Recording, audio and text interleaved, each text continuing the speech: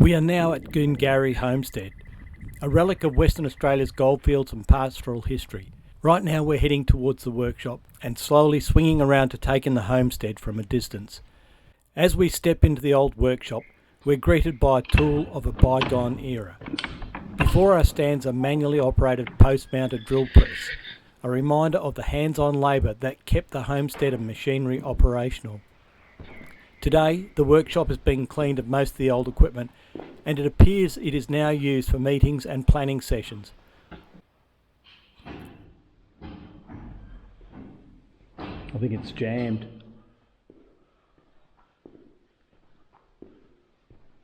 On the far wall, an outdated switchboard still sits in place, which once provided power to the shed. It is a silent witness to the evolution of technology at Goongarrie. Pardon? That complies. With what? Nothing.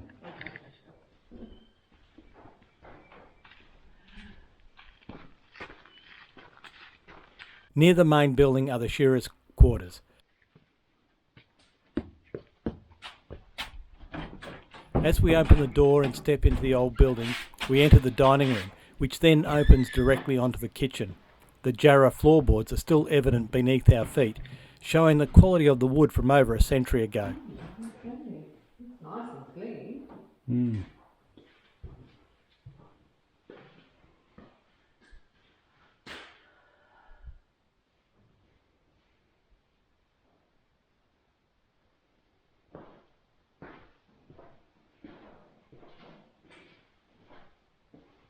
Goongarrie toilets closed. Oh, definitely closed. The door's shut.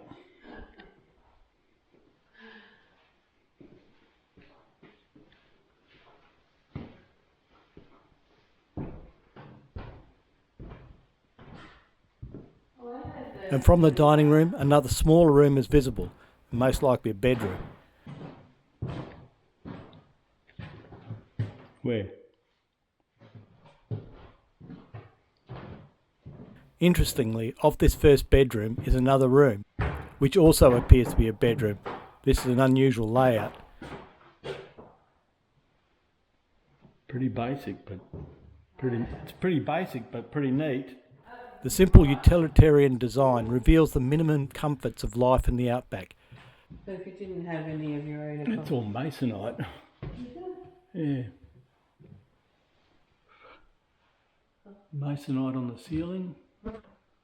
These buildings were essential for maintaining operations during peak seasons and reflect the hard-working lifestyle of the people who lived here. Someone's backbone. Oh, we've even got a fire detector. Yeah, they have to. Is that right? Even for a place like this.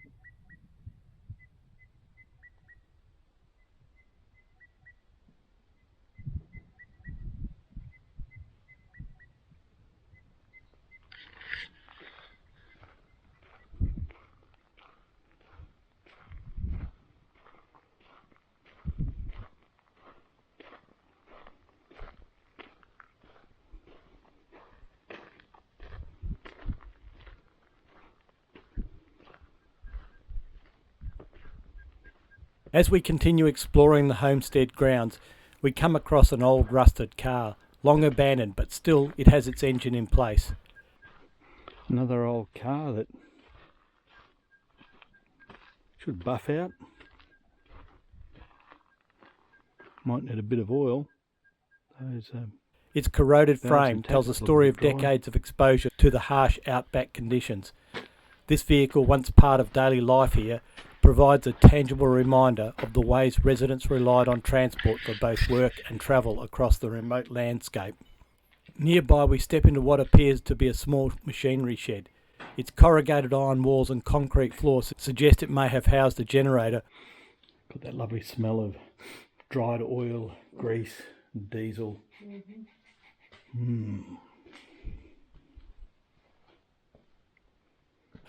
On the other side of the building, a raised floor made from railway sleepers hints that this area may have been used as a loading platform.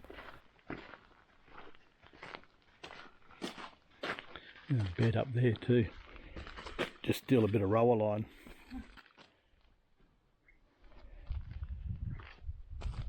Dangerous structure risk area. Do not enter the fenced area at any time. Well, guess what? No fence. No thanks. Though now empty, the structure reflects the scale of operations required to keep the station running. It must have been bigger.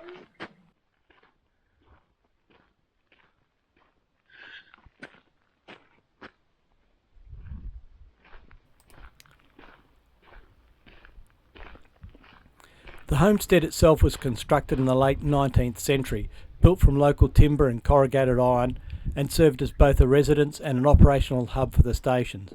The families here relied on the wells, rainwater collection and the stockyards, reflecting the self-sufficiency required in this harsh arid landscape.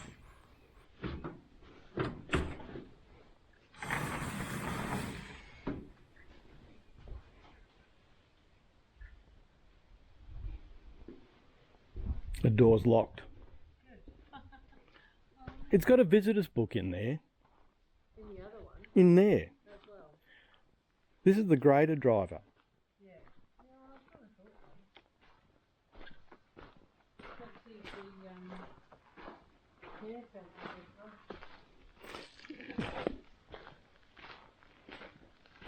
Now we are in the homestead proper. We step into a covered patio area and open the door to the laundry, which contains an old power system of some sort.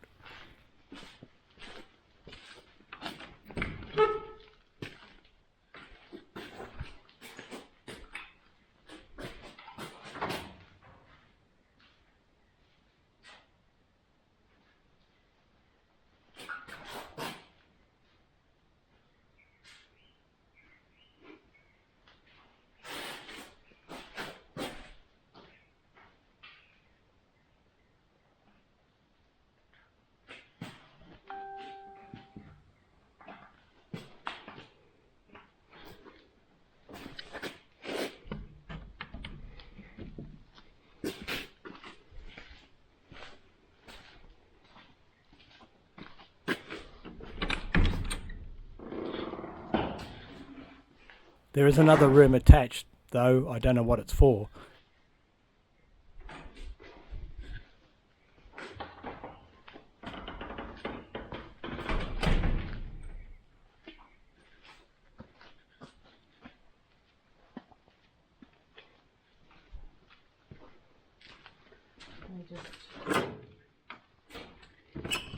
Next we enter the old homestead building, stepping into a long room. It appears to have been used as a kitchen.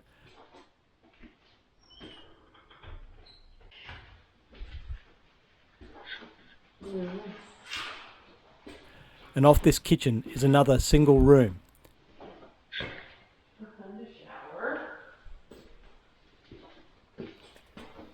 From the kitchen we move into another long room, at the end of which is another bedroom-like space with a locked door off it.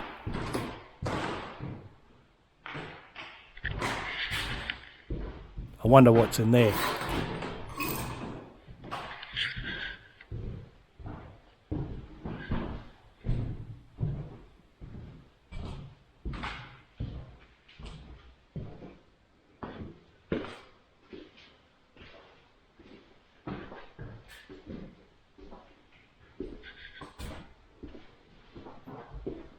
At the end of the kitchen opposite the other room is a washroom.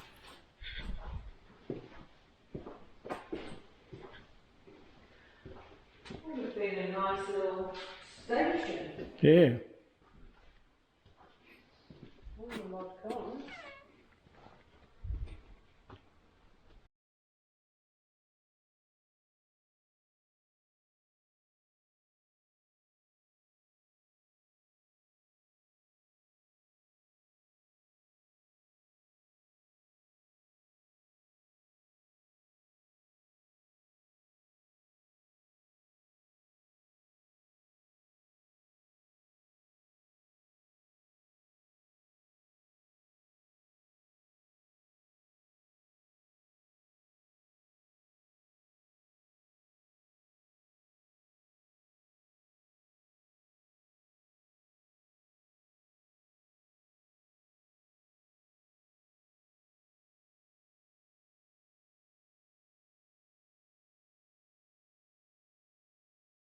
This station once formed the heart of a large pastoral lease, supporting sheep grazing and later on small-scale mining operations. Today, it stands as a window into the past, showing how life was sustained in one of the region's most remote areas.